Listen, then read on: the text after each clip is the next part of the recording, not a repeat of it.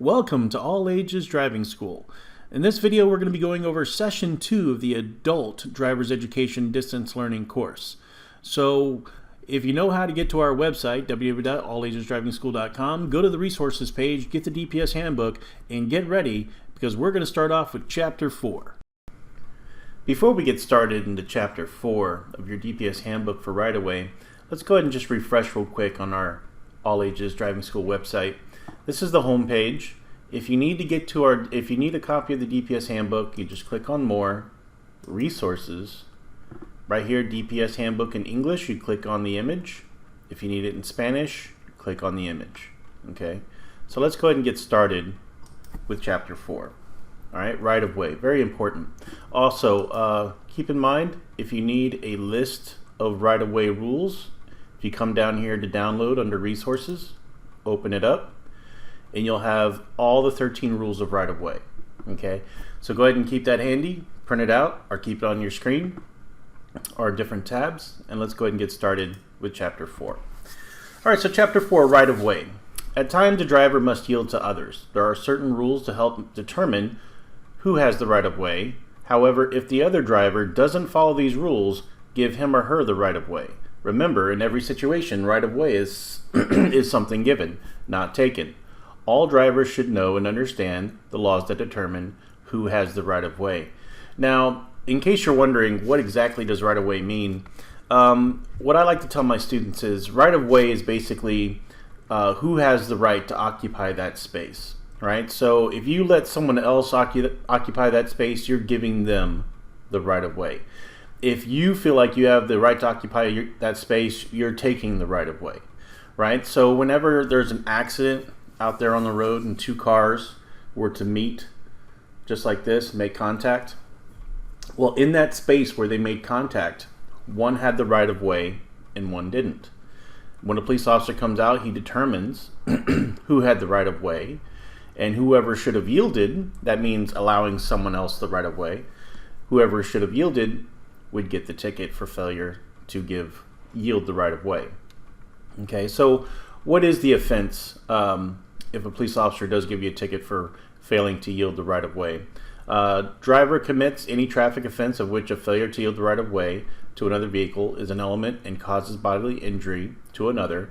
It is a fine anywhere between $500 to $2,000. If a driver causes serious bodily injury to another or even death, it can be a $1,000 to $4,000 fine. Okay, so let's go ahead and start off with different types of right-of-way scenarios. Right-of-way at intersections. Okay, intersections is usually controlled by signs or signals. All right, stop sign, stop light. When a sign and signal control traffic at an intersection, you must obey them. Know the meaning of each sign and signal, and we're going to go over those signs and signals in Chapter 5. All right, single or two-lane road intersections at multi-lane roads. If you are driving on a single or two-lane road that intersects with a divided road or a road with 3 or more lanes, you must yield the right of way to vehicles traveling on the divided or 3 or more lane road. Unpaved roads intersecting paved roads. Well, first of all, if you've ever been driving on a road like Shaver where it's like 4 lanes, you got 2 lanes going one direction, 2 lanes going the other direction, but you have a side street that comes up and it's a 2-lane, two-way street. Well, that 2-lane must yield to the 4-lane. All right, so roads that have more lanes have the right of way over roads that intersect it that have less lanes. So you'll always see the stop signs on the smaller roads leading up to the larger roads. If you're on an unpaved intersecting a paved road, if you are driving on an unpaved road that intersects with a paved road, you must yield the right of way to vehicles traveling on the paved road. Intersections not controlled by signs, signals, multi-lanes, or pavements. Okay, now this is important. You may see a question on your test that may deal with this. When approaching this type of intersection, yield the right of way to any vehicle that has entered or approaching the intersection on your right. If the road to your right is clear, or if approaching a vehicle are far enough from the intersection to make your crossing safe, you may proceed. Since there are not any traffic controls at this intersection, make sure there are no approaching vehicles from the left. You may legally have the right of way, but be sure the other driver yields to you before you proceed. Uncontrolled intersections are intersections that don't have any signs, signals, or anything else, and it's basically just two roads crossing each other. You see this from time to time in suburban neighborhoods and also out in rural areas. In those situations, you definitely want to treat it like a four-way stop sign. Anytime I'm approaching an uncontrolled intersection, I'll go ahead and slow down, stop, look both ways, make sure there's no cars coming. If there is a car coming, let's say there's a car coming to the left, even though you have the right of way, what I would do is I would wait for that car to stop before I would go ahead and exercise my right of way. But if I'll just assume that car's not going to stop at all, and if that's the case, then I'll just go ahead and let that car go, allow them to have the right of way, even though I may have it, and then proceed safely when it's clear. Okay. Turning left. When turning left, always yield the right of way to any vehicle coming straight through the other direction. So if you're ever in a turn lane, you're trying to get into a business, and you got to turn left in front of oncoming traffic, you must yield to oncoming traffic. Private roads and driveways. All right, so when you pull out of your own driveway in the morning, cars already on the road have the right of way over you. So when entering or crossing a road, street, or highway from a private road, alley, building, or driveway, you must stop prior to the sidewalk and yield the right of way to all approaching vehicles and pedestrians. Notice how it says prior to the sidewalk. Well, pedestrians have a right of way on that sidewalk, so you cannot block the sidewalk while you're waiting to turn into traffic. So you must stop behind the sidewalk, then look. Once it's clear, then you may proceed. All right, T intersection. This is what a T intersection looks like right here. T intersection, when approaching an intersection of a through street traveling from a street that ends at the intersection, you must stop and yield the right of way to vehicles on the through street. So if you come across a T intersection, obviously you're going to stop, and it shows this car right here stopping. These cars going in either direction have the right of way. You must yield to these vehicles before proceeding. So if you're turning left, you must yield to both lanes of traffic. If turning right, you must yield to this lane of traffic. Entering or leaving controlled access highway. The driver traveling on a frontage road of a controlled access highway must yield the right of way to a vehicle entering or about to enter the frontage road from the highway, and leaving or about to leave the frontage road to enter the highway.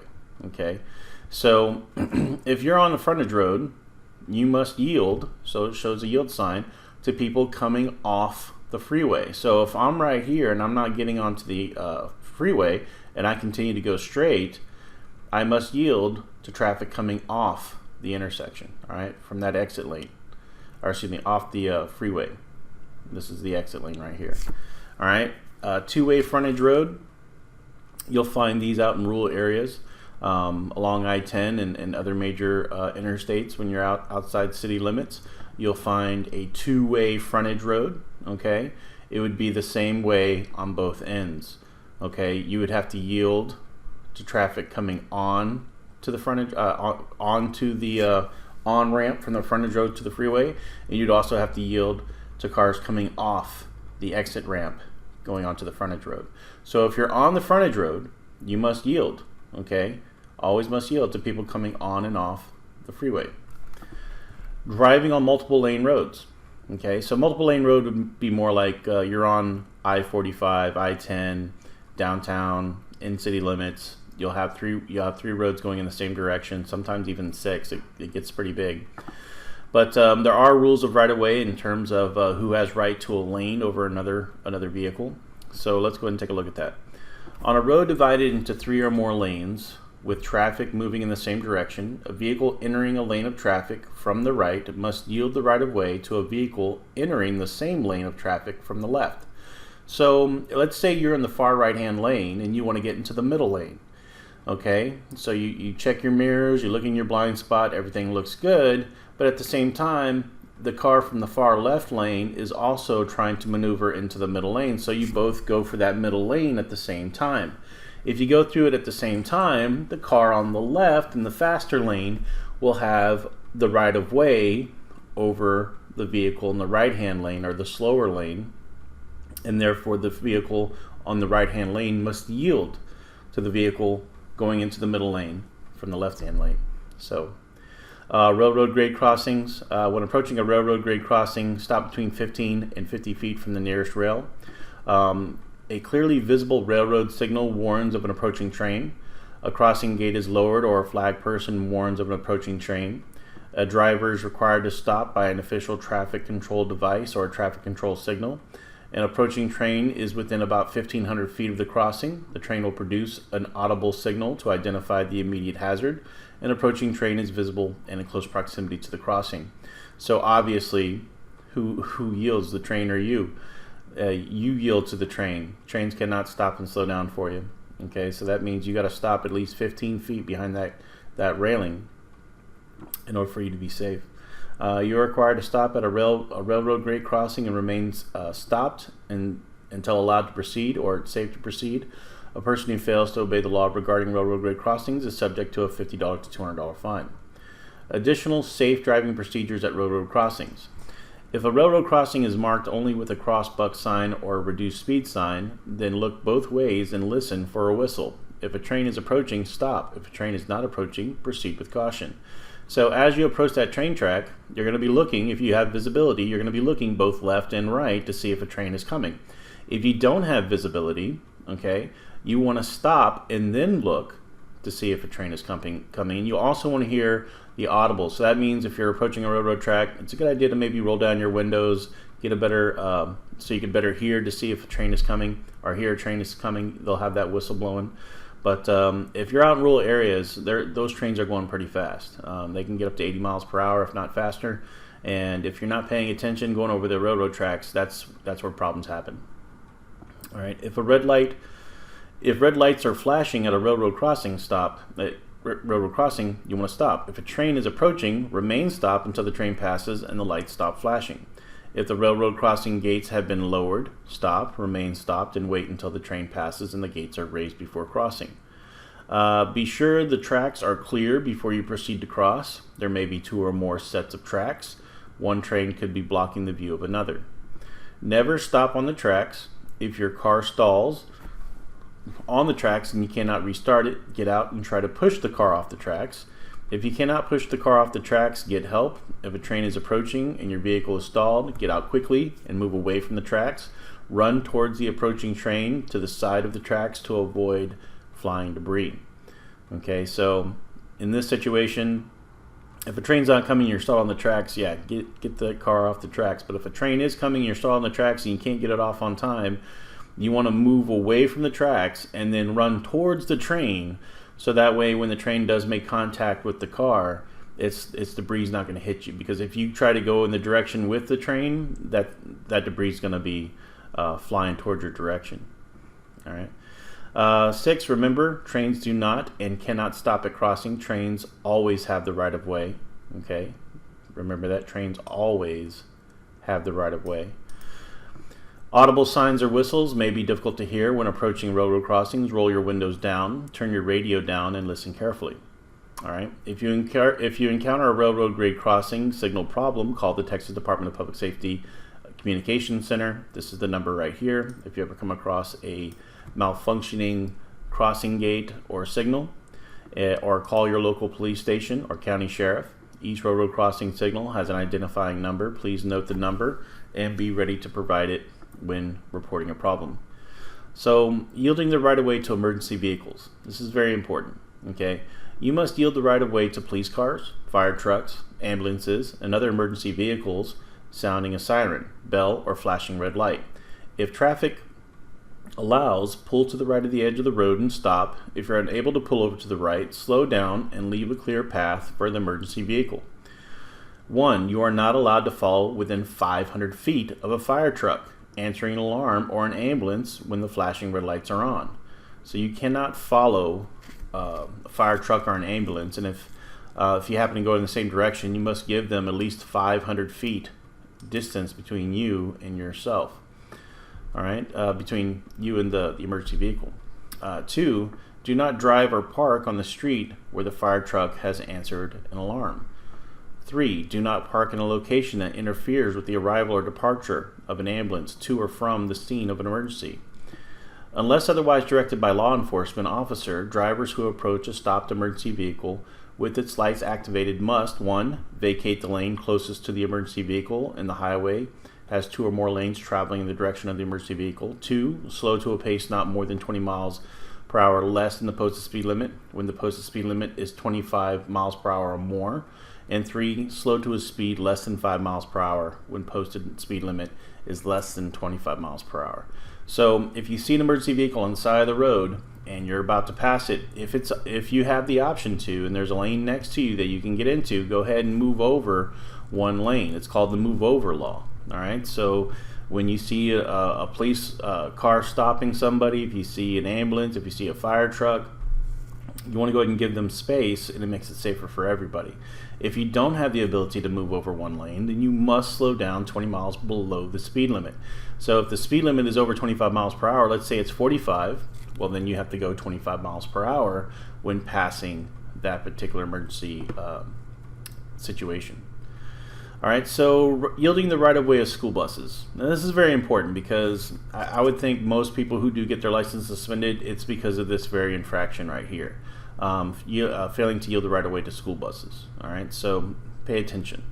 You must yield the right-of-way to school buses. Always drive with care when you are near a school bus. If you approach a school bus from either direction and the bus is displaying alternately flashing red lights, you must stop. Do not pass the school bus until 1, the school bus has resumed motion, 2, you are signaled by the driver to proceed, 3, the red lights are no longer flashing. Okay, it is not necessary to stop when passing a school bus on a different road when on a controlled access highway when the bus is stopping in a loading zone or pedestrians aren't permitted to cross. A person who fails to obey the law regarding yielding the right-of-way to school buses displaying the alternating flashing lights is subject to the penalties listed below. All right, so first conviction, $500. All right, second conviction, a fine not less than $1,000, no more than $2,000, possible suspension of your driver's license up to 6 months. Person causes bodily injury to another when passing a stopped school bus. It's a Class A misdemeanor, punishable by up to a fine of $4,000 and 1 year in jail. Person causes serious bodily injury to another and has previously been convicted of passing a school bus and causing bodily injury. It is considered a felony, punishable by 180 days to 2 years confinement and a possible fine up to $10,000. Now, what I want you to pay attention here is, here you have a school bus, you have cars behind it, and of course, obviously, if you're behind the school bus, you're going to stop every time they pick up and unload children. On this side, it's opposing traffic going this way. Notice it's only divided by lines. Okay, there is no median in between. All right, so because there's no median in between, all traffic must stop. Even if it's a 4-lane road, you could have 2 lanes going one direction, 2 lanes going in the other direction. If there's no physical barrier or median dividing the two opposing sides of traffic, all traffic must stop. Now, if there was a median here and there was a physical barrier, then this side of traffic that's on the opposite of the bus may continue down the road without stopping, but only under those circumstances. In most circumstances, you won't have this median. You won't have a median. You'll just simply have a line. So therefore, everybody must stop, especially in areas where there's schools nearby. All right, yield the right of way to pedestrians, persons on foot. I'll make it real simple for you. You must yield to pedestrians always, under any circumstance. All right, so avoid turning a car into a deadly weapon. You should always be on the lookout for individuals who are on foot, pedestrians, whether they have the right of way or not. Drivers must give the right of way to pedestrians. 1. At an uncontrolled intersection, there are not any traffic signs or signals for the pedestrian to enter the crosswalk. 2. If the pedestrian has a walk or signal, or A, if there is not a pedestrian control signal, give the pedestrian the right of way on a green light. B, if the light changes after the pedestrian has entered the crosswalk, still give the pedestrian the right of way. Yield here to pedestrian signs. The yield here to pedestrian sign is used when yield lines are used in advance of a marked crosswalk that crosses an uncontrolled multi-lane roadway. In street and overhead pedestrian crossing signs, the in-street pedestrian crossing signs and or the overhead pedestrian crossing signs may be used to remind road users of laws regarding right-of-way at a pedestrian crosswalk without signals. The in-street pedestrian crossing signs are placed in the road at the crosswalk location on the center line or a lane line or on a median island The in-street pedestrian crossing signs will not be posted on the left or right-hand side of the road. The overhead pedestrian crossing signs are placed over the roadway at the crosswalk. Okay, so it's real simple. You want to give pedestrians the right of way the moment they put their foot on the road and they start walking across the street. Even if they're jaywalking and you see it, you don't want to hit them. You want to go ahead and slow down, stop, let them go, let them pass. You want to avoid making contact with anybody. Even if you have a bunch of protesters coming across the freeway and they're blocking the entire freeway, you can't just gas it and go through that crowd of people. You must stop. The pedestrians always have the right of way, even when they're breaking the law, like such as jaywalking or crossing the street illegally. Okay, most pedestrians, they must cross at an intersection, right? So that's where they legally can cross, but at the same time, under the rule of law, you must, if able, give them the right of way even when they're breaking the law, such as jaywalking. So these are pedestrian signs that you see. You see this right here, the hand means don't walk. You see the walk signal where it allows them to walk. These are the different types of crossings you may see for pedestrians. Okay. So before we move to chapter 5, let's go ahead and look at the questions for chapter 4. So the questions for chapter 4 out of your DPS handbook include question 13, 19, 26, 27, 58, and 66. Go ahead and take 15 to 20 minutes time now to go ahead and work on those questions before proceeding to chapter 5. Once completed with those questions, go on to chapter 5 and we'll move on. Alright, so chapter 5. Now chapter 5 is going to be its own test when you have your knowledge test at the end of session 3.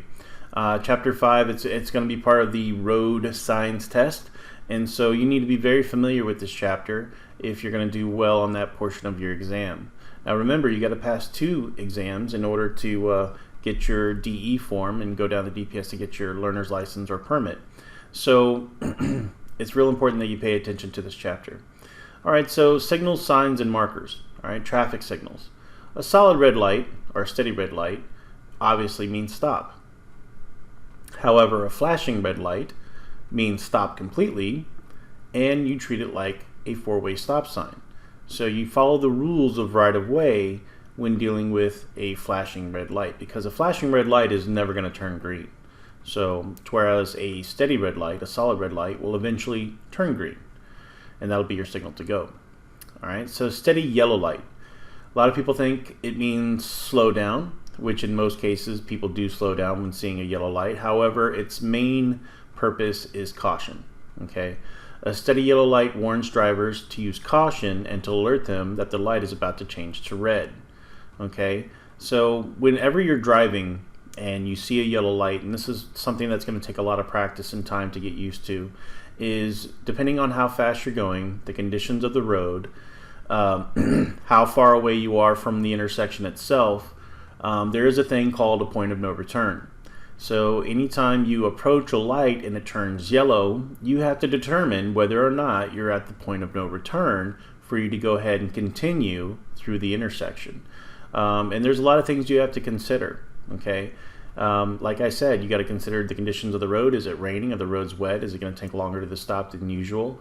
How close you are to the intersection? How fast you're going? Because, for example, if you were to approach an intersection and you're fairly close, but and you have the ability to brake hard and stop behind the red line, but at the same time you have a large 18-wheeler behind you, and if you were to stop hard or brake hard, that 18-wheeler wouldn't be able to stop at the same efficiency as you are.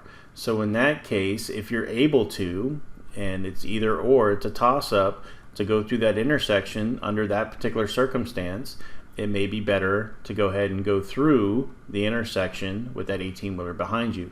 Now what I mean by that is that you're not running a red light. The light is still yellow as you're proceeding through the intersection. What I'm meaning is that if you're close enough and you're going fast enough and you have an 18-wheeler behind you and it requires you to brake hard to stop for that light, then it may be safer for you to go ahead and just proceed through that yellow light instead of trying to brake hard and stop for it, because you may cause an accident behind you. Same thing if the roads are wet. So you really got to kind of gauge it, judge it. It takes time. It takes a lot of practice, but over time, you'll get a good feeling of where that point of no return is, and you're going to have different variations from going 50 miles per hour, 30 miles per hour, 20 miles per hour. You'll start getting a good feel of where you need to stop or when you need to start braking to slow down for a light in order for you not to run a red light. So you definitely don't want to speed up. That's not something we want to practice. A flashing yellow light. Okay, a flashing yellow light warns drivers that they must slow down and proceed with caution. All right, so flashing yellow lights you see in school zones, you'll see on steep curves, you'll see them around fire stations, things like that. So anytime you see a flashing yellow light, you must slow down. Okay, a flashing yellow arrow for left turns. A flashing yellow arrow allows a driver to turn left, but the driver must yield the right of way to oncoming traffic. So a lot of people ask me, what's the difference between a solid green light on a left turn and a flashing yellow arrow on a left turn? They both mean the same in regards to turning left. You're allowed to proceed, but you must yield the right of way to oncoming traffic. Okay. A steady green light, a solid green light means go. You have the right of way to proceed through the intersection. However, you must yield to cars already in the intersection. Okay, and what I mean by that is, have you ever been in a situation where traffic is really built up? You're sitting at a red light, and traffic going through the intersection builds up in the intersection, and then all of a sudden your light turns green, but you still have cars left over in the intersection from the previous light. Well, those cars in the intersection, even though you now have a green light, have the right of way until that intersection is cleared. So cars already in the intersection always have the right of way to those approaching the intersection, even if your light is green. So you got to remember that. Okay, so even though it signals that you have the right to go, you still got to follow the rules of right of way. And of course, if there's a pedestrian on the crosswalk, you got to yield to the pedestrian. All right, green arrow displayed at the same time as a red light. Pay attention to this. You may find this on your test. A green arrow displayed at the same time as a red light means the driver can proceed carefully in the direction of the arrow after yielding the right of way to other vehicles and pedestrians. All right, so that means you have a protected left turn, but you still must yield the right of way to other vehicles and pedestrians in the intersection. All right, left turn on a green, just like a left turn on a green flashing, or excuse me, on a yellow flashing arrow.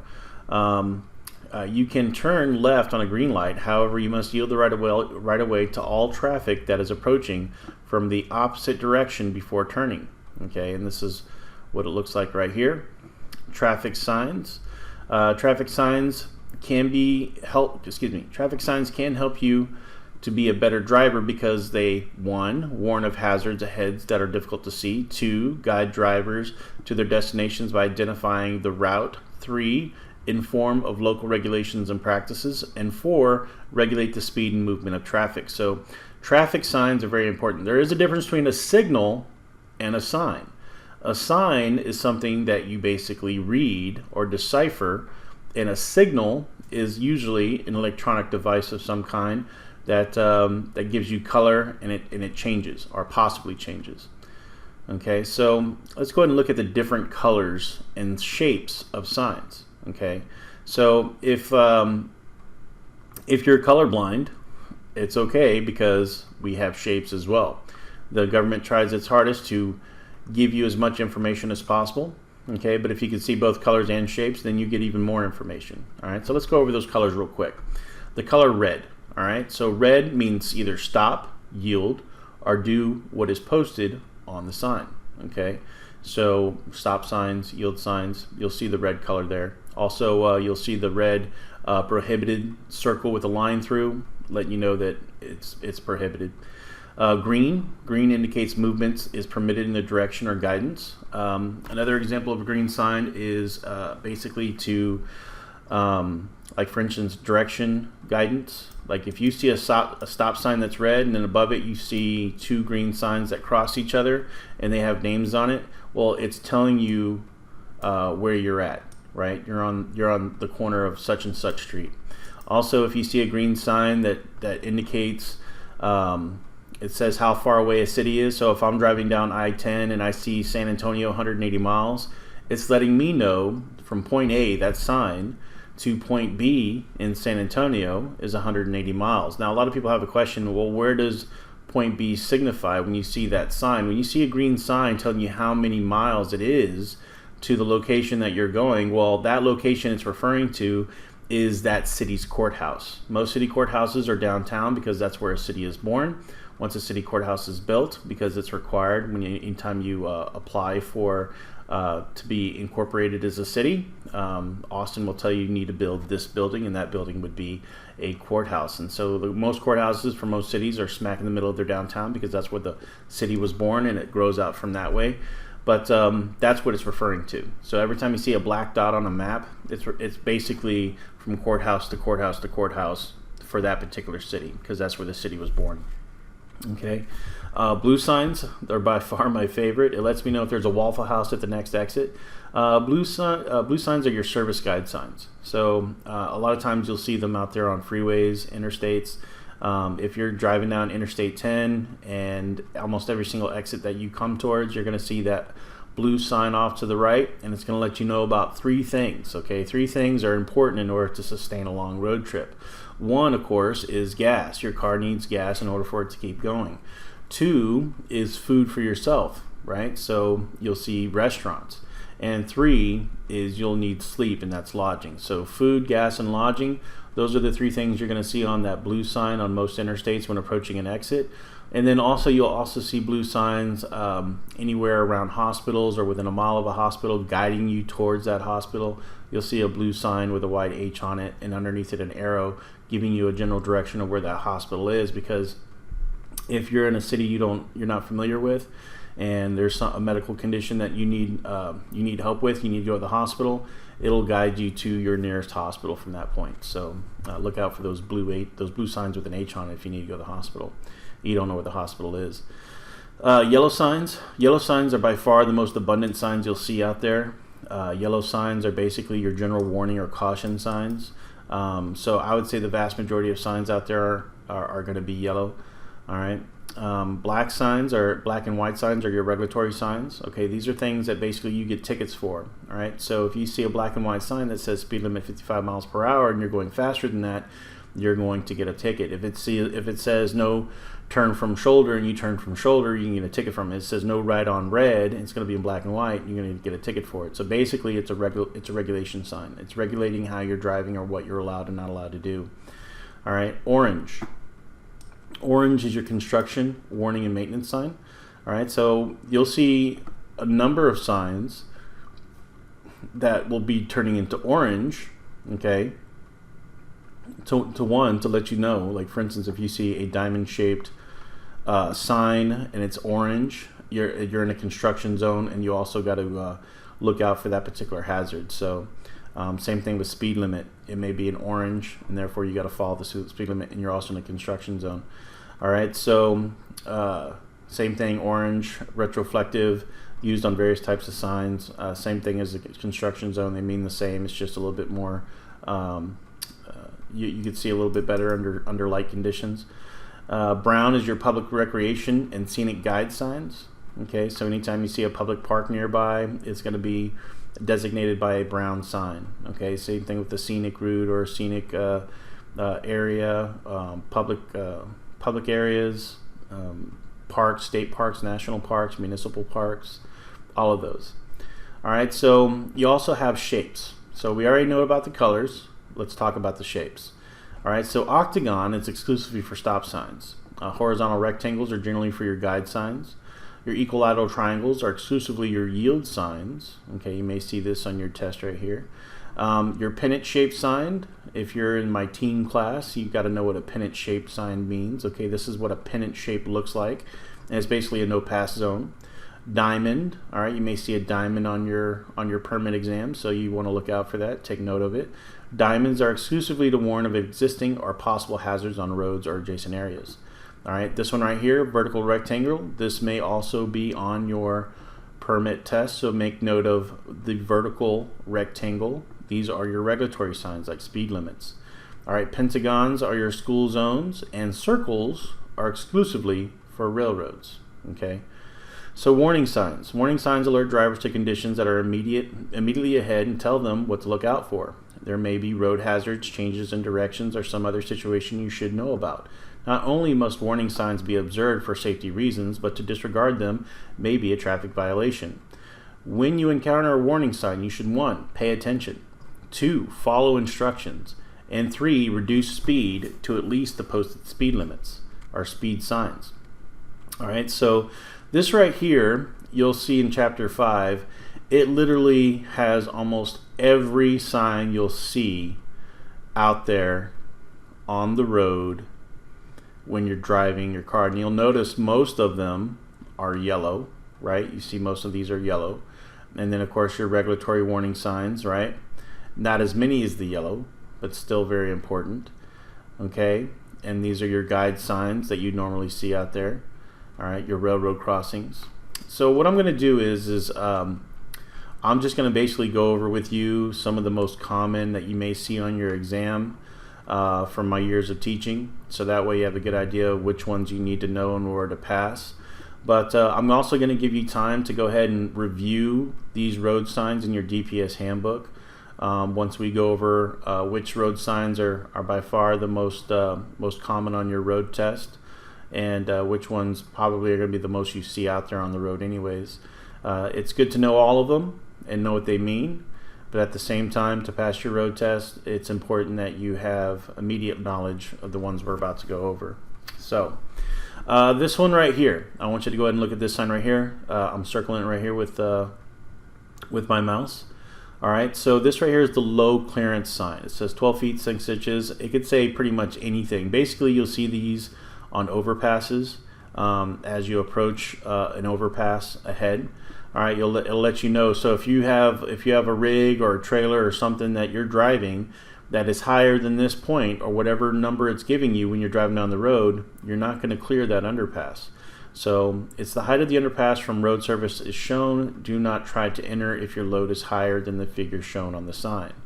All right, so and even when you're not on the roadways, you'll see these at banks. If you try to go through the drive-through teller, you'll see these in drive-throughs at fast food restaurants where you have that bar that goes up that tells you that, hey, they don't want big trucks going through their drive-throughs.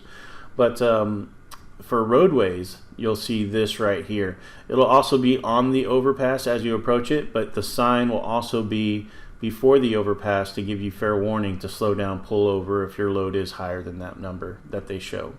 Okay, this right here, this sign is a sharp right turn. Notice how it's a 90-degree turn. Okay, so a sharp right turn in the direction of the arrow. Slow down, keep right, and do not pass. Okay, this one right here, winding road. There is a winding road up ahead. Drive slowly and carefully and do not pass. Some students confuse the winding road with the double curve. This is not a double curve. This is by far more than 2 curves, but it is a winding road. Okay, winding road. You got to know what that means. This sign right here just lets you know that there's a median up ahead. All right, stay right of the median anytime you go. This is showing which directions the cars are flowing. All right. You're approaching a median, and this one right here, you're leaving an area where there's a median.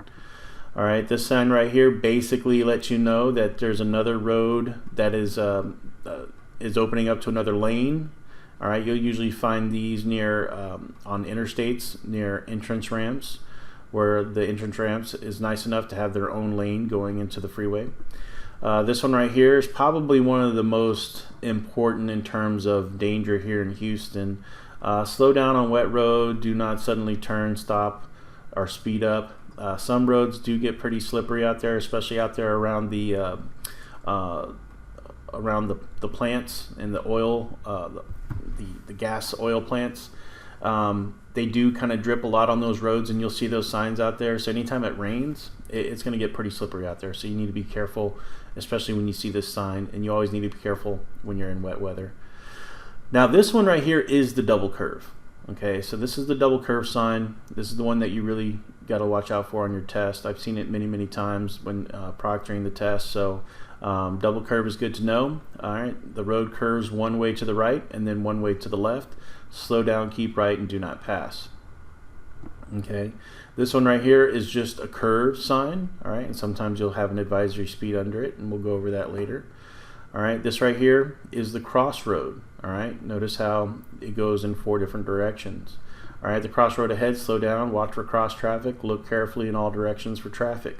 This one right here lets you know that a road is merging in with yours, and it's reduced. I basically call it a reduction in lane sign. Gives you advance notice of reduction in the number of lanes a pavement is up ahead. All right, this one right here, Y intersection. You'll possibly see this sign on your test. I've seen it many times when proctoring the test. So Y intersection, and it's something you got to look out for. It says side road traffic to the right. Okay, so Y intersection or side road traffic to the right. So pay attention to that, side road traffic to the right when seeing a Y intersection. Dip signs. Dip signs are really simple. It just means there's a low spot in the road up ahead. You know, I always tell my students, always respect the bumps and the dips. You're not going to get a ticket for going fast over a dip. However, you will ruin your vehicle. All right, so if you want to keep your vehicle in good working order and you don't want to have to pay a lot of money to get it fixed, do not go fast over a dip. Okay, this one right here you may also see on your test. It looks like an arrow with a tail. It's basically letting you know that there's a road that merges in with yours up ahead, and watch for traffic from that direction. You'll see these out there on freeways and interstates, so be careful with that. This right here is letting you know that there's a pedestrian crossing on the street. This one right here you may see on your test. This is your narrow bridge sign. It lets you know that the bridge is more narrow than the road you're on, and proceed with caution when crossing over. Let's see here. This sign right here, you'll see this sign near guardrails. So anytime you're about to go cross a bridge or an overpass of some kind, you'll see a guardrail, and right before the guardrail you'll see this sign right here. It lets you know where the guardrail begins, so that way you have a good idea of where that guardrail is going to be as you approach that bridge.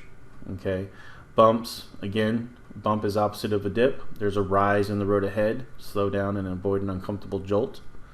Okay, this right here lets you know there's a stop sign up ahead. All right, good to know. That way you're not missing out on the stop sign. A lot of people run stop signs simply because of the fact they're not paying attention and they don't see it.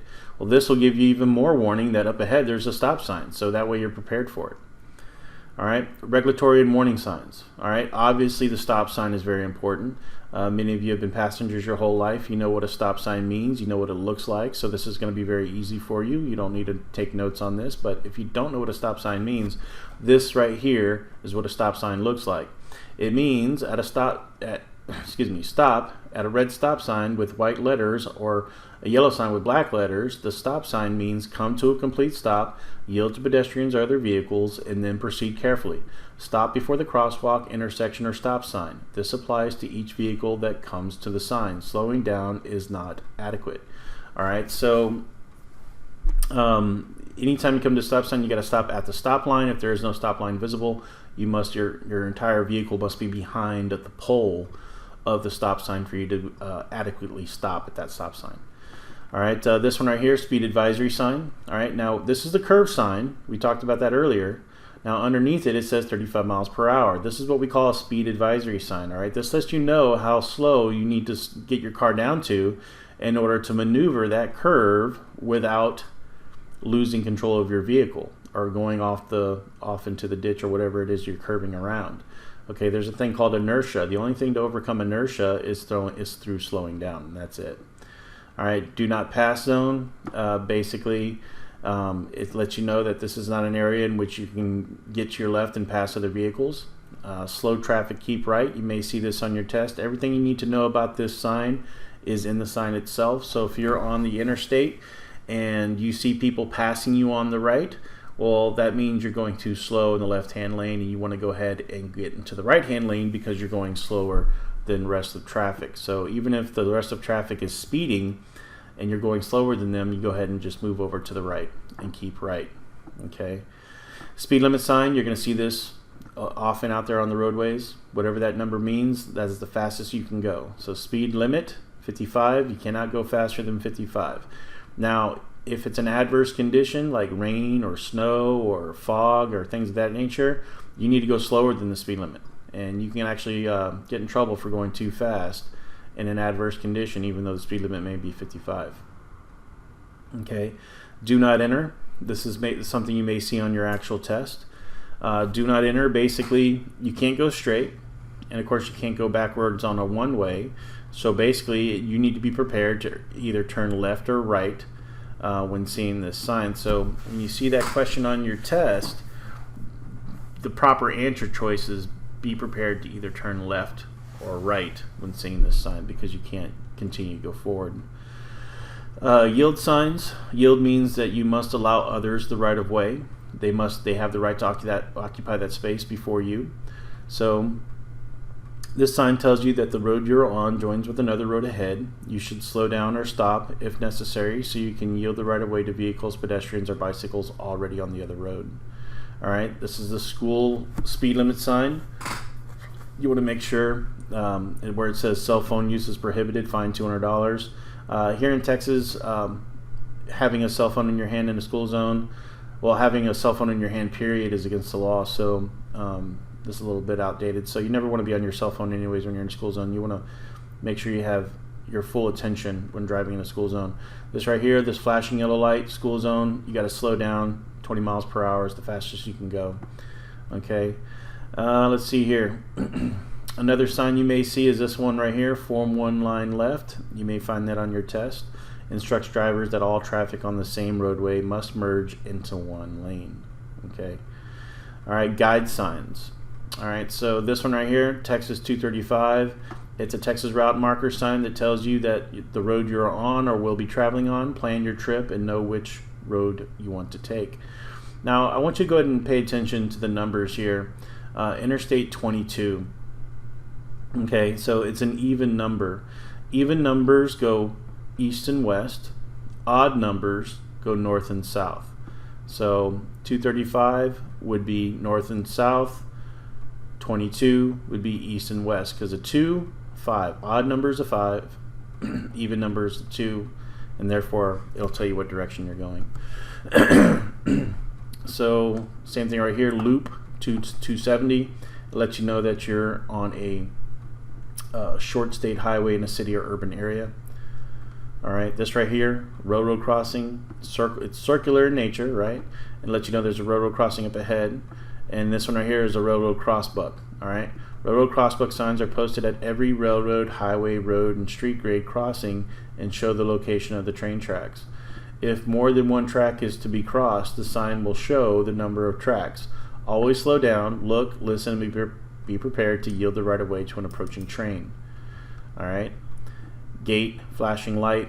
This you'll also see at a railroad crossing. If you live in a city, you'll see this more often than not at most railroad crossings. If you live out in a rural area, you'll see these instead. But luckily here in the city we have these right here, because with all the city noise it sometimes may be hard to hear a train coming. So this right here will definitely give us a warning to stop and let that train pass. Alright, now pavement markings. Okay, a lot of people have questions about, can I pass, can I not pass? Is this a one-way, a two-way? Well, the pavement markings on the road will tell you everything you need to know. So anytime you see a yellow line, it lets you know that the line that the two lanes that it separates are going in opposite directions. If you see a white line, it lets you know that the two lanes that it separates are going in the same direction. Now, if it's dotted, like this one here, it means that you are permitted to cross over and change lanes or use it to pass another vehicle. So this one right here is a white line. They're all going in the same direction. They're all able to use these different lanes to get access to. Now this one right here is yellow. All right, so even though yellow means you have this lane going in opposing direction of this lane, but if this lane is clear and this car wants to use this lane to pass another vehicle that may be right there, they're able to do that. Okay, so it means passing is permitted. But the yellow just simply signifies that it is a two-way road, or the two lanes are two different directions. Now a lot of people say, well, what about the solid white line on a shoulder? Well, the solid white line on the shoulder just signifies that solid white line means that that shoulder is not for through traffic. It's not a lane. Okay, it's only for emergency purposes only. It's only for stopping for emergency situations and emergency vehicles. All right, it's not a lane in which you can drive in. All right. So turn lane, you'll have this right here. Anytime you utilize a turn lane, okay, in order to turn into a business or anything else, is you want to be able to get into that turn lane closest to the turn as possible. So if you're within 100 feet of a turn, go ahead and get into that turn lane and then progress with your turn following the right-of-way rules, making sure that it's clear and you're yielding the right-of-way to oncoming traffic. Okay. Multi-lane highways, 4 lanes or more, you'll see the double solid yellow line. It's letting you know that these 2 lanes are going in the same direction, that white line. But on the left-hand side, you have a solid yellow line. Solid yellow line means you are not allowed to cross over and pass, right? So same thing with this side. On their left-hand side, they have a solid yellow line. That means they cannot cross over and pass. And the reason that is because they have another lane that they can utilize going in the same direction, okay? Solid and broken lanes. In this situation, okay, there may be certain scenarios where one side can pass and the other side can't. Well, if one side is approaching a curve, a hill, a tunnel, an intersection, all these different scenarios in which vision is affected, your side will have a solid line letting you know that it's not safe for you to pass. The other side may have a dotted line allowing them to pass, simply the fact that they're coming out of a curve, they're coming over the hill, they've already went through the intersection. Okay, so you'll see those different different things as you go out there on the road. All right, crosswalks look like this. Okay, sometimes they'll even have the little dashes going this way, so that you know that pedestrians are allowed to cross. This right here is the white stop line. Now the stop line is fairly thick. Okay, it's fairly thick. You want to stop behind it. Even if it's a solid white line before, and you also have a crosswalk, you'll have a stop line and then the crosswalk. So you got to be prepared for that. So solid lines mean there is no passing. We talked about that. All right, barrels. Barrels are placed in areas where there are deviations of the road. So if it goes off to the right one way and it continues straight on the other, this right here is a safety feature. In case you do lose control or you do hit it, it's less likely to cause serious major damage on your part because they're filled with water or sand. Hearing impaired, construction and maintenance devices, and construction signs. All right, notice how they're all orange. All right, when they're orange, it means you're in a construction zone. All right, and each sign tells you exactly what it is it's trying to convey about that construction zone. All right, so detours, a lot of times we'll see this when we're out there in our neighborhoods and doing construction on our roads. We'll see a detour on how to get around that construction and back to the road that we were on. Okay, channeling devices, if you see this right here, it means it's blocked off. All right, so passing traffic, diagonal stripes on the barricade or vertical panel guide the driver towards the direction to where the traffic is to pass. Okay, pass to the right, stripes sloping downward to the right means the driver should bear to the right. Pass to the left, stripes sloping downward to the left means the driver should bear to the left. All right, flashing arrows will basically tell you what direction you need to move into. Flag person, these people hold up either a flag or a sign letting you know what you should do in those situations, either it be stop or slow down, or you can proceed. Okay, this right here, slow moving emblem, you'll see these on tractors, especially if you're out there and they're mowing the grass on the side of the road. They'll get onto the road for a brief moment to get back to where they're going, but when you see this triangle, this orange triangle, okay, it just lets you know that it's going to be a slow moving vehicle and it doesn't go any faster than 25 miles per hour. All right, so before we go into chapter 6, let's go ahead and look at chapter 5 questions.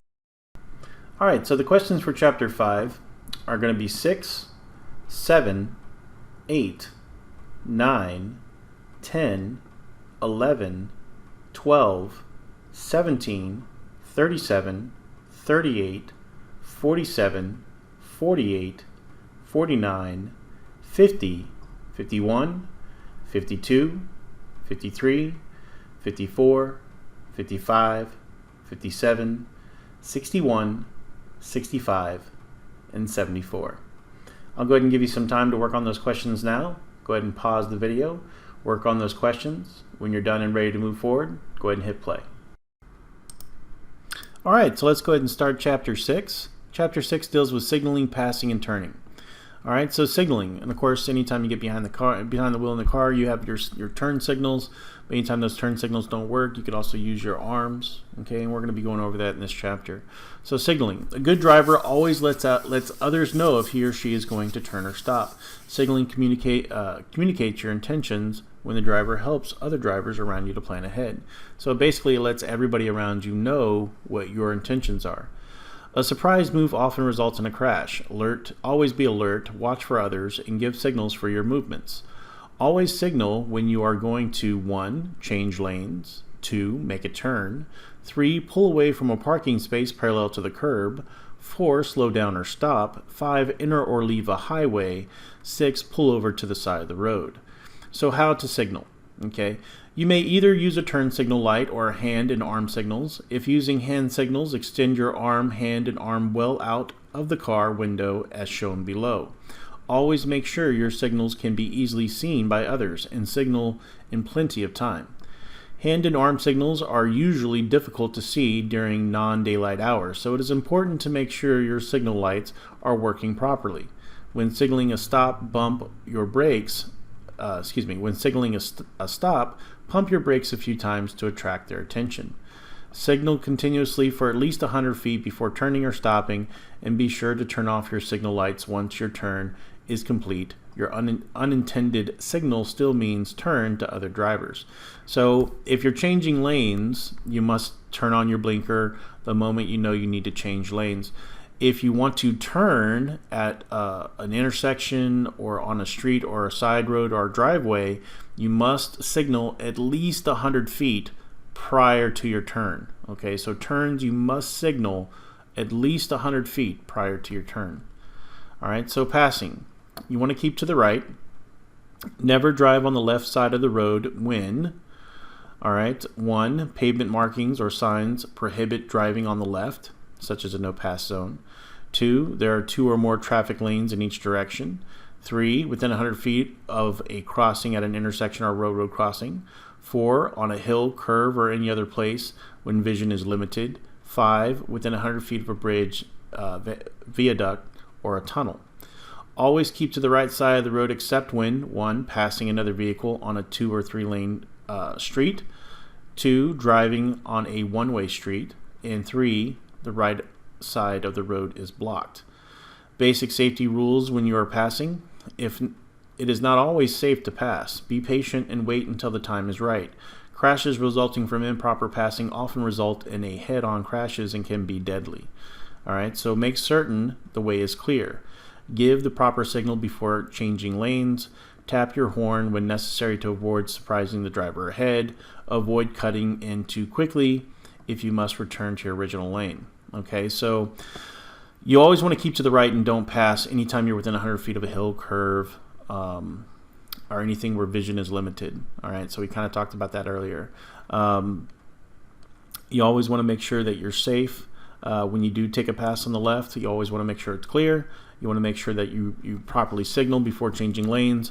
And then when getting back into the lane, one of the better ways to know whether or not you're not cutting somebody off is you can see their entire vehicle in your rear view mirror. So as you pass that other vehicle from on your right, you're going to keep going straight until you can see their entire vehicle in your rear view mirror. Now, of course, if there's an oncoming car and you must turn abruptly in order to avoid a head-on collision, that's understandable. However, if everything is clear and you pass them safely, you go ahead and make sure you see them in your rearview mirror before turning it back into your lane. That way you're not cutting them off. All right.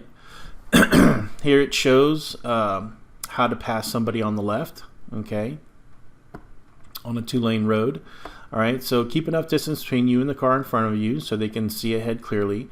Check the rearview mirror, your side mirrors, and look over your shoulder and your blind spot to make sure the roadway is clear and no other vehicles are passing you.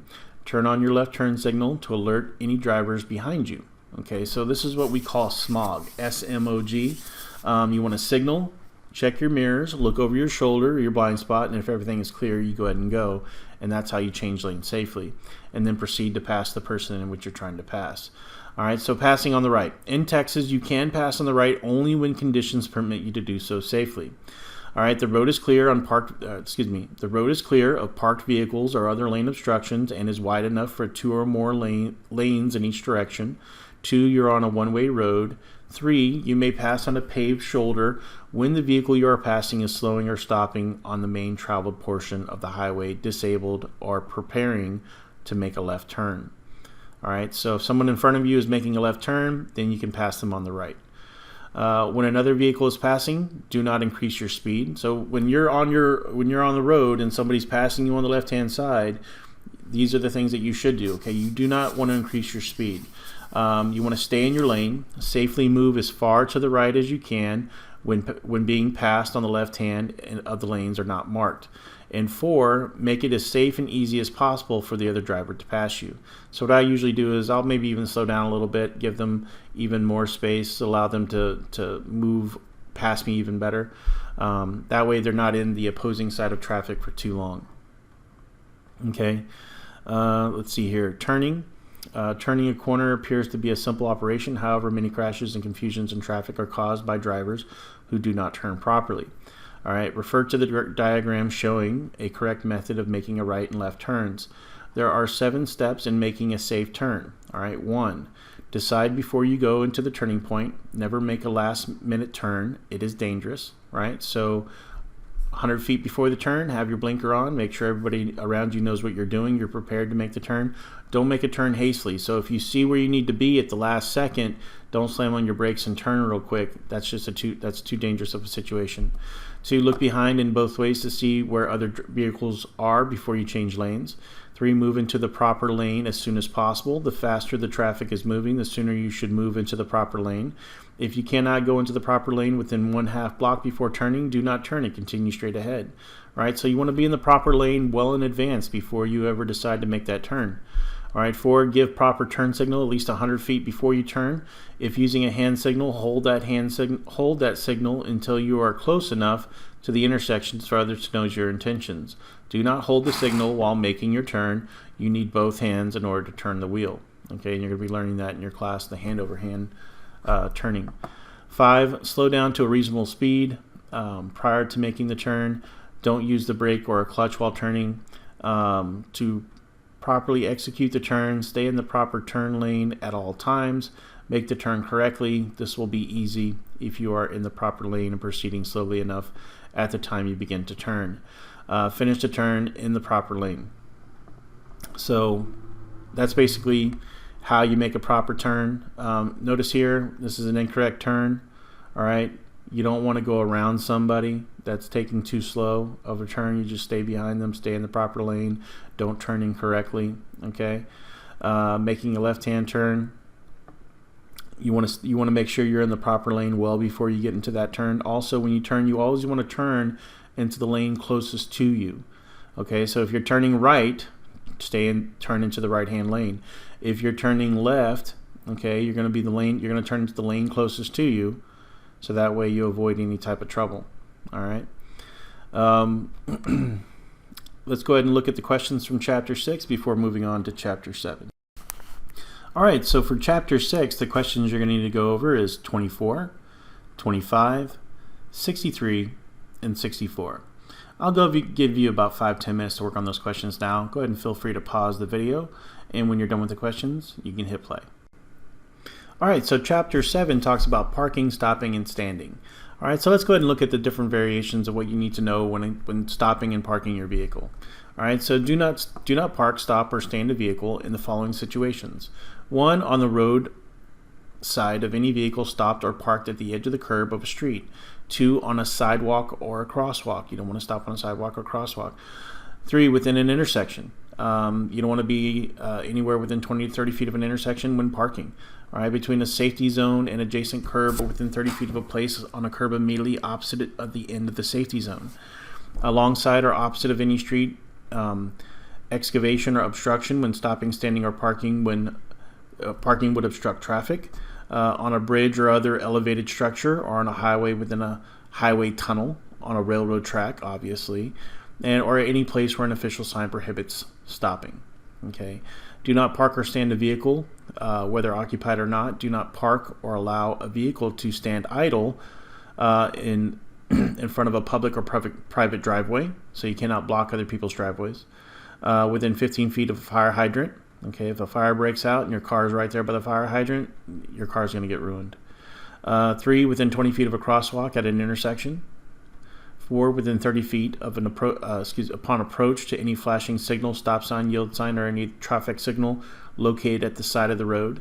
So this is very important. So if you ever buy a house in a neighborhood and it's right at the corner and there's a stop sign to that corner, well, from that stop sign for 30 feet straight down, there is no parking. So in front of your own house, it's a no parking zone for 30 feet near that stop sign at that intersection.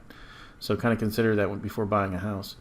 5, within 20 feet of a driveway entrance to any fire station, or on the side or street opposite to an entrance of a fire station, within 75 feet of the entrance, at any place where an official sign prohibits parking or standing.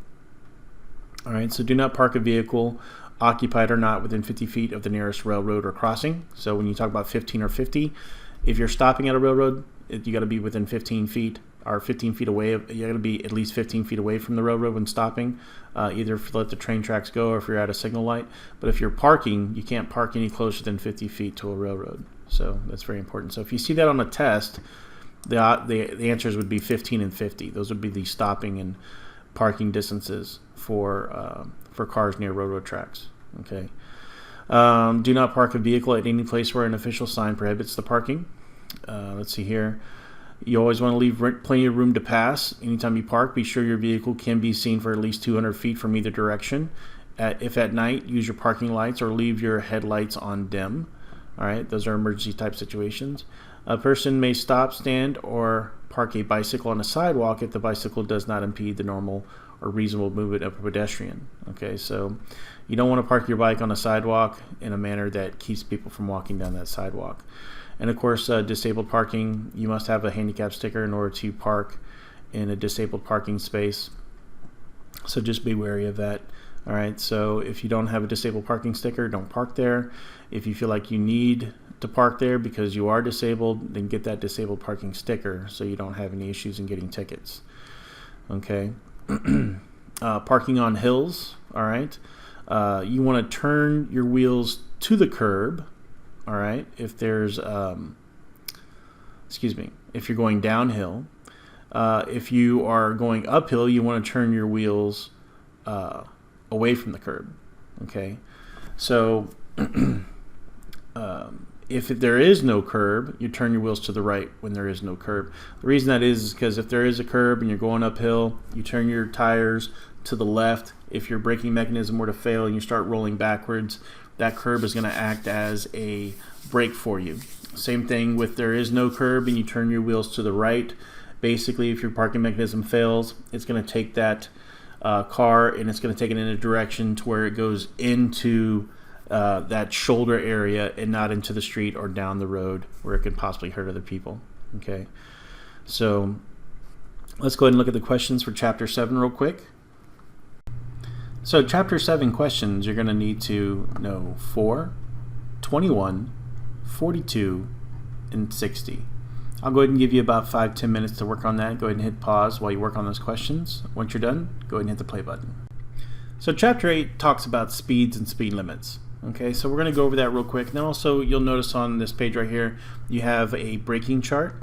So go ahead and take notice of that braking chart. Take a quick screenshot of it. You may see it on your test when it comes to stopping distances. So it's a good idea to know this little chart right here. Keep it in the back of your mind. All right. So this is how the braking chart works. All right. So approximate stopping distance. It takes the average person 1.5 seconds to think. Now that 1.5 seconds is your reaction time. Okay. So the moment you see danger, it takes about 1.5 seconds for you to react to that danger. So the moment you notice it, you got to send a signal from your brain to your foot to hit that brake. That takes roughly 1.5 seconds. Now, the older you are, the longer it may take. So try to adjust as you age what your reaction time may be. All right, so react and apply the brake. So the following table shows how far you travel in that 1.5 seconds plus how many feet you'll travel while skidding to a stop. So here you'll see, let's talk about 20 miles per hour, going 20 miles per hour. This is your speed. And you'll see two numbers on the inside of this little bar graph right here. So the first number is your reaction feet distance. All right, so your reaction time, 1.5 seconds. It's going to take roughly 44 feet for that 1.5 seconds going 20 miles per hour. And then once you hit the brake with your foot, it's going to take an additional 19 feet to skid to a stop. And here, right here on the outside of the bar graph, you'll see 63 feet total stopping distance. Okay, so on your test, if you see a question that asks you about total stopping distance, which includes reaction time and braking, the proper answer would be 63 feet when going 20 miles per hour.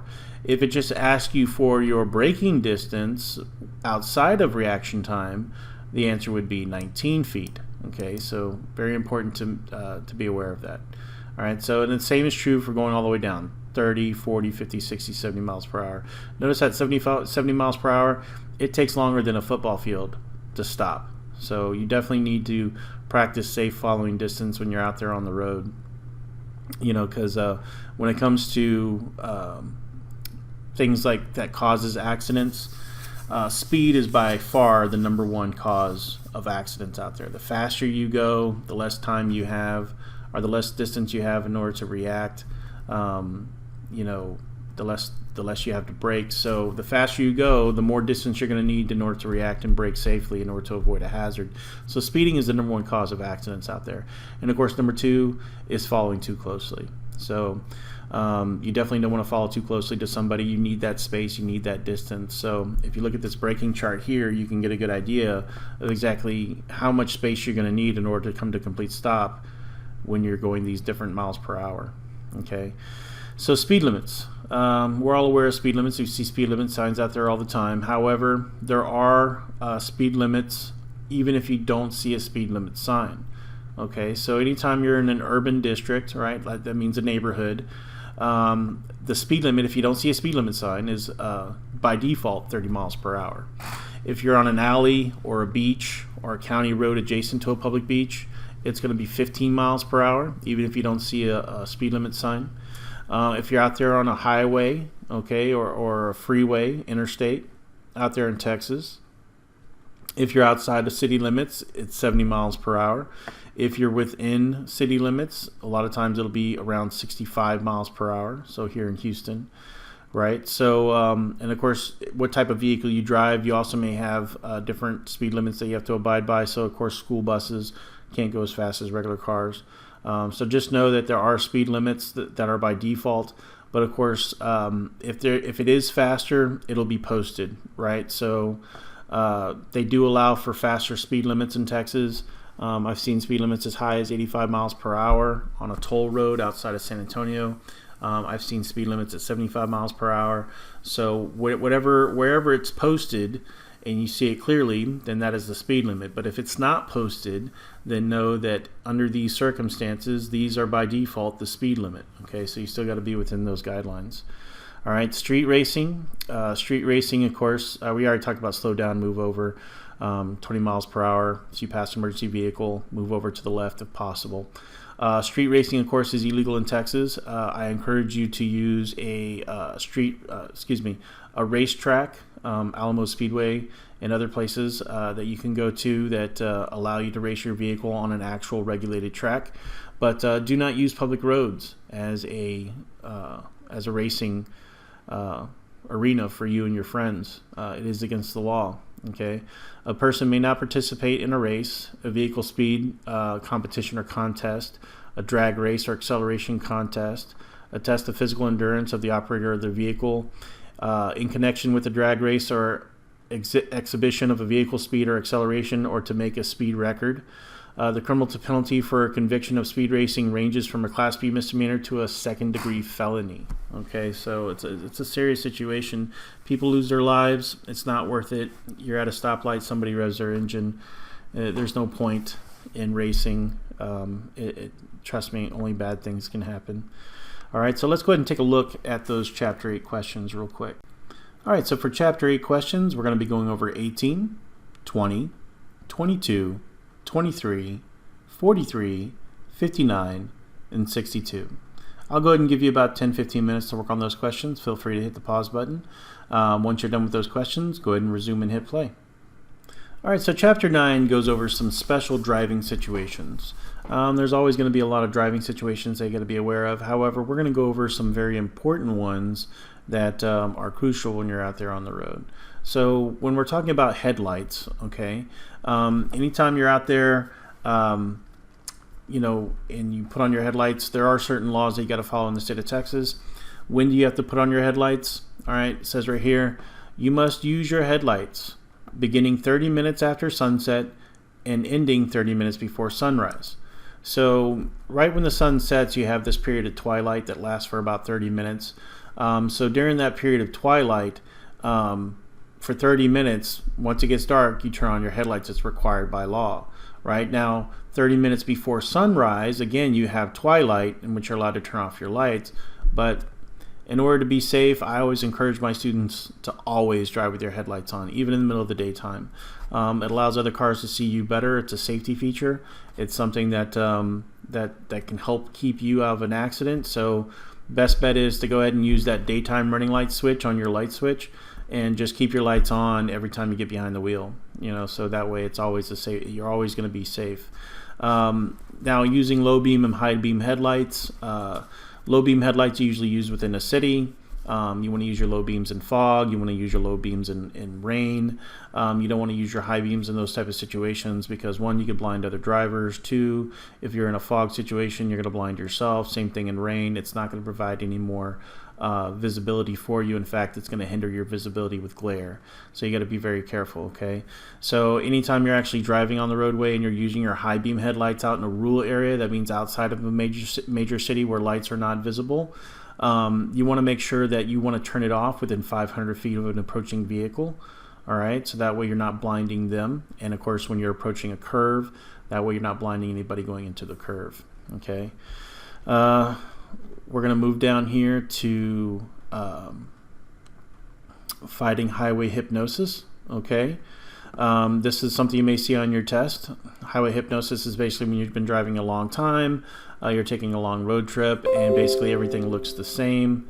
So what you want to do is you want to take a break at least every 2 hours or every 100 miles.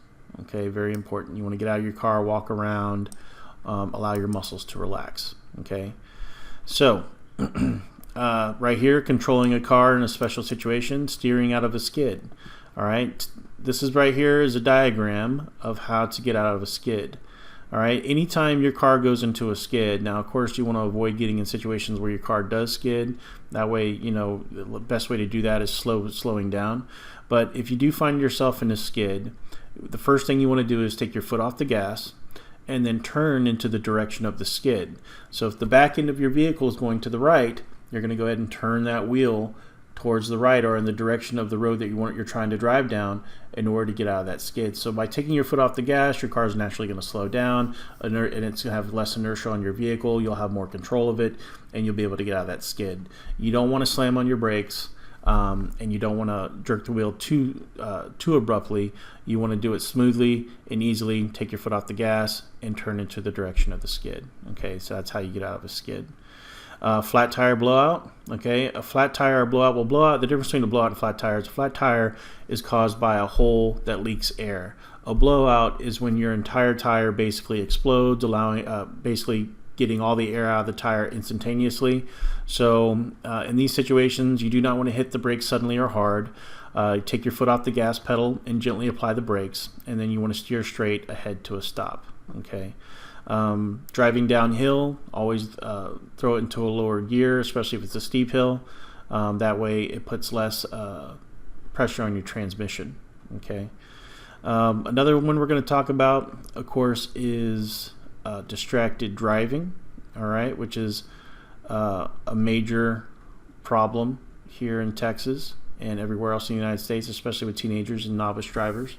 Okay, distracted driving is not just texting while driving. It's anything that takes your eyes off the road, anything that takes attention away from the task of driving. These are what we call distractions, and it can be anything from, let's see here, from texting, from looking at your cell phone, playing with the CD player or the radio, looking at your GPS, a number of things that can keep your eyes off the road. Now, if you're in my teen class, we're going to have a whole discussion about distracted driving.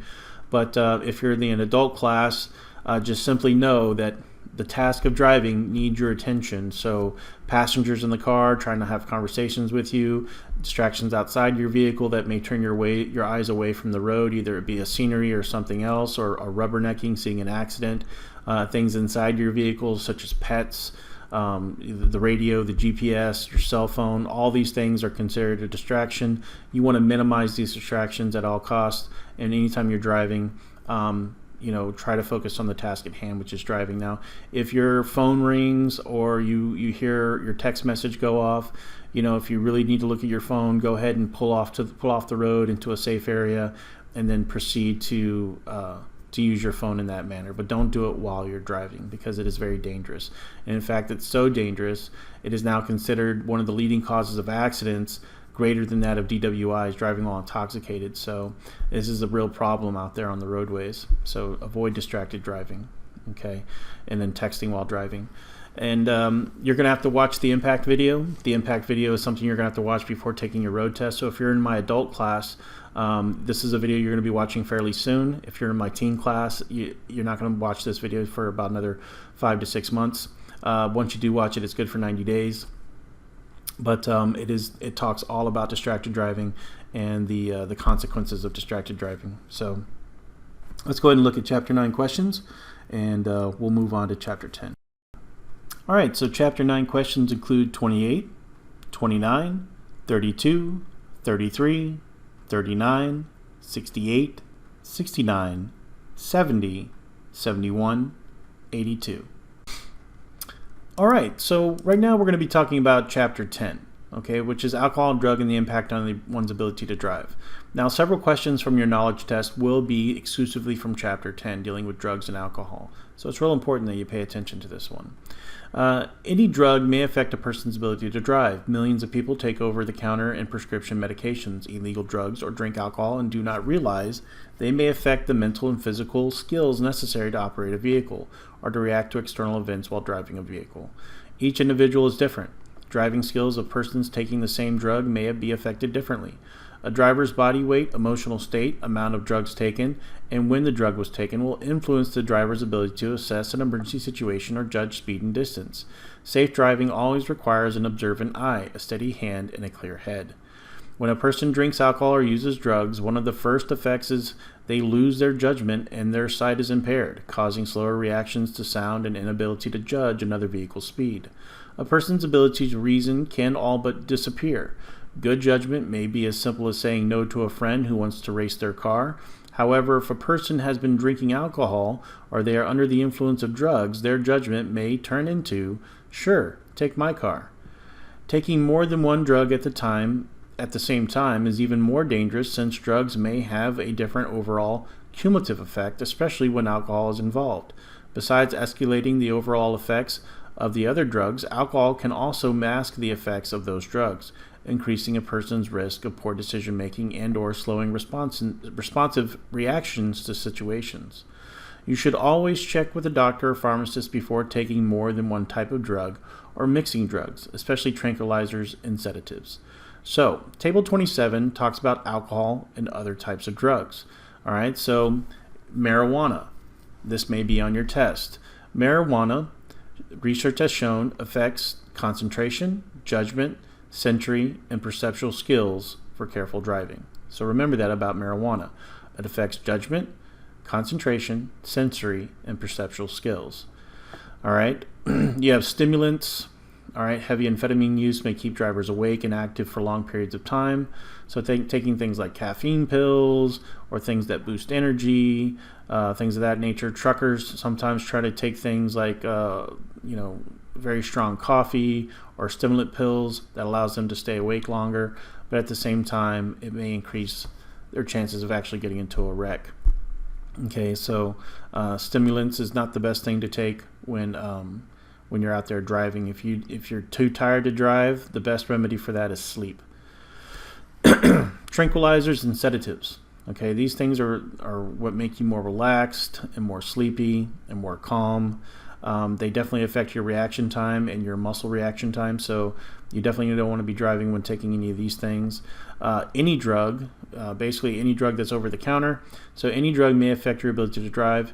If you take more than one drug, or if you mix drugs, especially tranquilizers or other sedatives, hypnotics with alcohol, you could be asking for trouble on the road and off. If you have doubts about a drug or drug mixing, check with your doctor or pharmacist. Okay. Now, alcohol. This may be on your test, so pay attention. Each year, alcohol, a depressant drug affecting coordination, remember that, alcohol affects coordination, judgment, perception, and emotional state, is responsible for a significant number of highway deaths. Alcohol increases the depressant effects of tranquilizers and barbiturates. Mixing these drugs on and off the road can be hazardous. All right, so number one killer is alcohol. All right, I think in 2018 the number one killer got turned to texting while driving, but yes, alcohol is definitely right up there in terms of auto accidents out there on the road. So driving while intoxicated, DWI, is a problem affecting all Texans. Okay, so even though you may not drink and drive, other people out there on the road are drinking and driving, and so therefore it affects everybody. According to the calendar of year 2014, Texas motor vehicle traffic crash highlights, 1,041 persons were killed in a motor vehicle traffic crash with a driver under the influence of alcohol. Alcohol-related crashes represent 29%, okay, of total number of persons killed in a motor vehicle traffic crashes. That's a pretty high number. So imagine if everybody were to be responsible with alcohol, we could literally cut deaths out there in traffic by a third. According to the Center for Disease Control and Prevention, the leading cause of death for U.S. teens in motor vehicle crashes in 2011, approximately 2,650 teens between 16 and 19 were killed, and almost 292,000 were treated in emergency departments for injuries suffered in motor vehicle crashes. That means 7 teens aged 16 to 19 died every day from motor vehicle injuries. That's a pretty high number. The number one cause of death for teenagers is not heart disease, it's not cancer, it is auto accidents. So getting out there behind that wheel, you got to be very responsible and be a very good driver and know the laws and know the rules when you're out there on the road. In 2013, Texas had the highest number of alcohol-impaired driving fatalities in the United States, and 17% of drivers aged 16 to 20 involved in fatal crashes had a blood alcohol concentration or BAC of 0.08 or higher. Not all teens involved in fatal crashes were drinking. Some were passengers or innocent victims of people who drink and drive. Maybe one of those injured or killed was a family member or your best friend. It could have been you. To make Texas safer, the Texas legislature enacted laws to detect or deter people from drinking and driving by penalizing those who choose to drink and drive. In Texas, a person is considered legally intoxicated if their BAC is 0.08 or more. Driving while intoxicated, also known as DWI, and driving under the influence of alcohol, or in terms of drugs, also driving under the influence of alcohol by a minor if you have any detectable amount, but a DUI considers to drugs in most situations for adults. Arrest can be humiliating experience and are costly. Some fines range as high as $10,000, not including the cost of bail, bondsman, attorney, or any other court-related expenses. Is it worth the risk? And the short answer is no, it's not worth the risk. Open containers. Now this deals with if you have a beer inside your car or any other type of alcohol inside your vehicle, it cannot be an open container. It cannot be out in the open. Back in the old days when I was a kid, open container was legal. However, in Texas today, in 2020, it is not legal. So you cannot have an open beer container inside your car. Let's see here. It is illegal to possess or open a container of alcohol in a motor vehicle passenger area located on a public highway, regardless of whether the vehicle is being operated, stopped, or parked. So even if you're parked on the street and you have an open container inside your vehicle, that is illegal. Conviction of this offense is punishable by a fine not to exceed $500. Myths about drinking alcohol. Taking cold showers, drinking black coffee, or exercising will not make a person sober. Only time can. All right. About 90% of all the alcohol you drink is basically neutralized by your liver. Okay, so your liver has to make an enzyme in order to neutralize that alcohol. So the only way to actually get that alcohol out of your system or neutralized in your system is through time and the use of your liver. And there's a number of different things that will affect how long it's going to take. So from anything from your body weight, the number of drinks that you did in a certain amount of time, and whether or not you took food when drinking the alcohol. It takes about 1 hour for your body to rid itself of each drink consumed. If a person has been drinking, someone who has not been drinking should drive. All right, Texas is tough on alcohol-related laws for minors, so zero tolerance for minors. All right, so if you're in my teen class or if you're in my adult class and you're under the age of 21, this will be for you. According to the Texas Alcohol Beverage Code, a minor is any individual who is under the age of 21 years of age. A minor may not purchase, attempt to purchase, consume, or possess an alcoholic beverage. Since a minor should not possess alcohol, Texas passed zero tolerance legislation for minors who commit an offense under the non-driving alcohol-related laws and for minors who drive under the influence. Zero tolerance means just that, even if a minor is not intoxicated as defined under the DWI statute, but has any detectable amount of alcohol in his or her system while operating a motor vehicle in a public place or while operating a watercraft, the minor committed the criminal offense of driving under the influence of alcohol by a minor. So see Table 31. All right, so penalties for non-driving alcohol-related offenses by minors. Okay, so this means even though you're not driving, if you're in possession of alcohol, you're going to be in that penalty. So even though you're not driving, so if you go to a party, either college party or high school party, and alcohol is being served, and you find yourself with an alcoholic beverage, you'll be a minor in possession, and you could lose your license simply for that. All right, so implied consent laws. All right, so a minor implies their consent to take one or more breath or blood specimen for analysis if they are arrested for operating a motor vehicle or watercraft in a public place while intoxicated, or if there is any detectable or noticeable amount of alcohol in their system while operating a motor vehicle in a public place as deemed by an officer. The breath of alcohol specimen will determine if alcohol is present in their body. It will also identify the amount of alcohol in their system. Additionally, the breath or blood specimen can identify the presence of any and all controlled substances or drugs. Okay, so if you have any detectable amount of alcohol whatsoever inside your bloodstream, you would be charged with a DUIA, driving under the influence of alcohol by a minor. Okay, so, and then also for the non-driving alcohol-related offense, it's a Class C misdemeanor and a fine up to $500. So if you see that on your test, what would the fine be? $500. Okay. Penalties for refusal to provide a specimen. First offense, you have your license suspended for 180 days. Second offense, you'd have it suspended up to 2 years. Okay.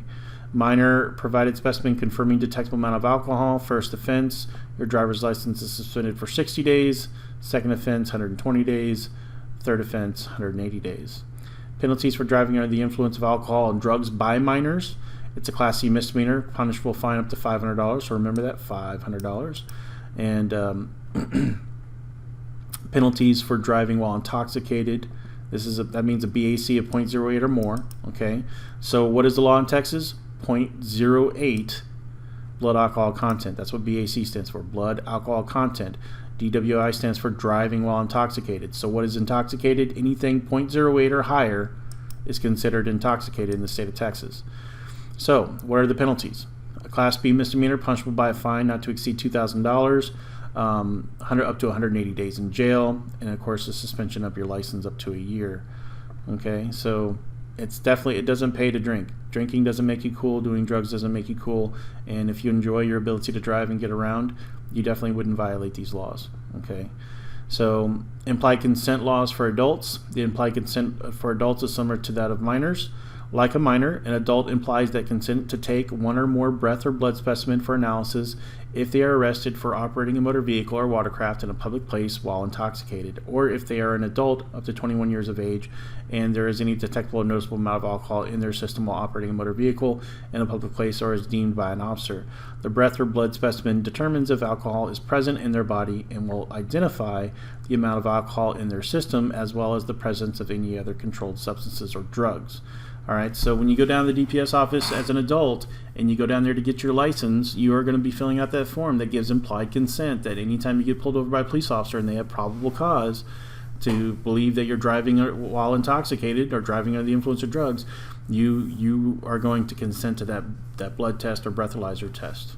Okay, because if not, you'll have your license suspended.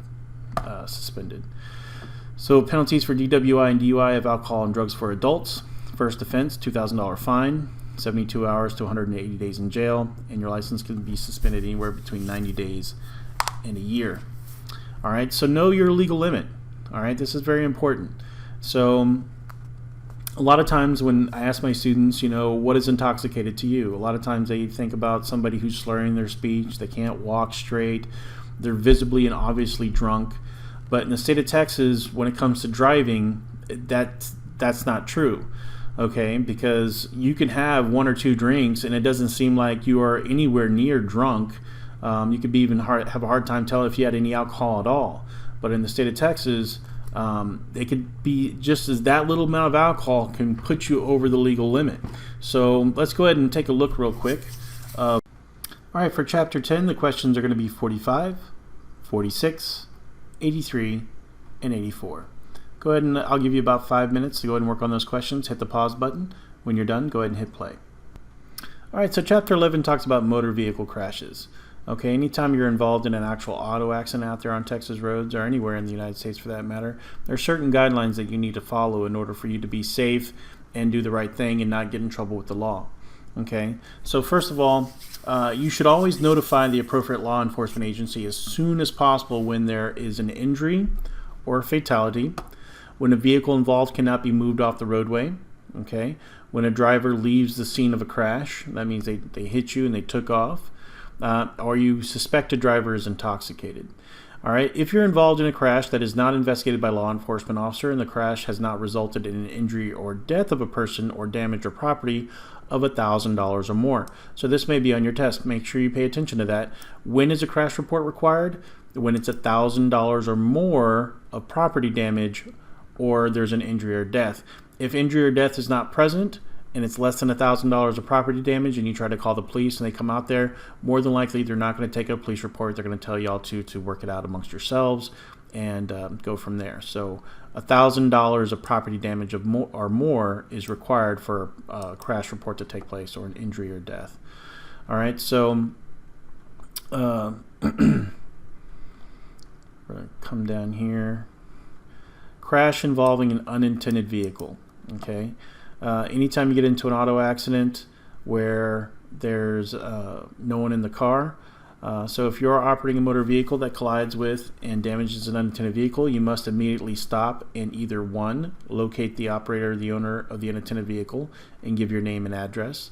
If the operator or the owner of the unintended vehicle cannot be found, then you must securely attach a written notice in a visible way to an unintended vehicle providing your name and address and a statement of the circumstances of the collision. Okay, so penalties for failure to stop: first offense, Class C misdemeanor, and punishable fine not to exceed $500.